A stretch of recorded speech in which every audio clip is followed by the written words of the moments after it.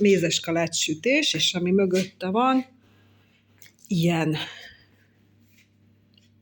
úristen, ilyen felfordulással jár, még egy kis takarítás is volt, így néz ki ilyenkor a konyha, és itt vannak a gyönyörű mézes kalácsaink. Nagy üzemben gyártjuk, ezekbe a dobozokba kerülnek majd, és itt meg már egy kis karácsonyi hangulat van az ablakban. Így tök jók lettek szerintem.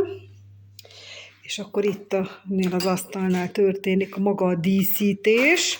Már így kifogyó félben vagyunk. Várunk a díszít.